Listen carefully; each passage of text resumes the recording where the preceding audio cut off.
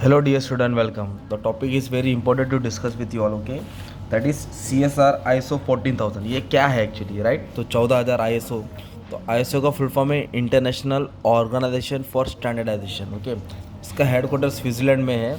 ये क्या काम करता है मालूम है क्या? एनवायरनमेंट के ऊपर काम करता है. मतलब ना, जो भी कंपनी का प्रोडक्ट बनता है पूरे वर्ल्ड वाइड में, जिसमें आईएसओ का एक मार्क होता है, स्टैंडर्ड मार्क, अगर उसका थप्पा लग जाता है ना, तो कस्टमर ये प्रोडक्ट को आग बंद करके खरीदते हैं, क्योंकि कस्टमर जानते हैं कि ये मार्क लगने का मतलब है प्रोडक्ट सेफ़ है और एनवायरनमेंट को डैमेज नहीं करता है.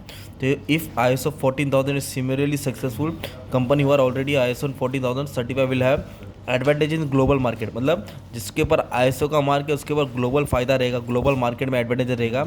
Also producer of consumer goods ने find it many consumer not only try to purchase goods, उन लोग गुड्स भी खरीदेंगे और उन लोग खुश भी रहेगी कि प्रोडक्ट एनवायरमेंट फ्रेंडली कंपनी, मतलब एनवायरमेंट को हार्म नहीं कर रहा है. But will spend a little more if they feel they helping the environment. और कंज्यूमर और खर्चा करेगा और खुश होकर, क्योंकि ये कंपनी का जो प्रोडक्ट है जिस पर आईएसओ स्टैंडर्ड मार्क है वो एनवायरमेंट के ऊपर ध्यान रख रहे हैं. तो in order to reap the benefit, a company must make environmental effort known through advertising and labelling. तो कंपनी चाहती है कि मार्केट का राजा बने, तो अपने प्रोडक्ट को बेचने के लिए एनवायरमेंट के ऊपर एनवायरमेंट का ध्यान रखना चाहिए और लेबल यूज़ करना चाहिए, और वो लेबल है ISO, right?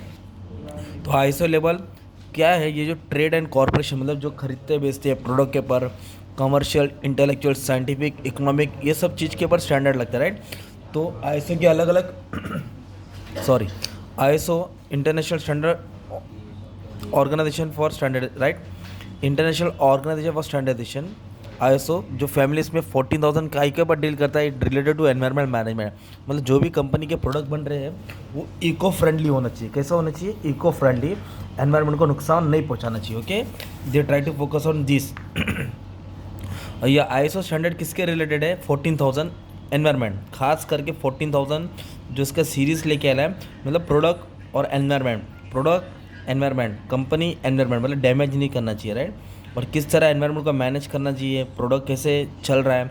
The actual environmental standard of ISO 14,000 deal with how a company manage the environment inside it's facilities. मतलब कंपनी अपने अंदर किस तरह मैनेजमेंट की फैसिलिटीज़ रखा ताकि एनवायरमेंट अच्छे से रहे.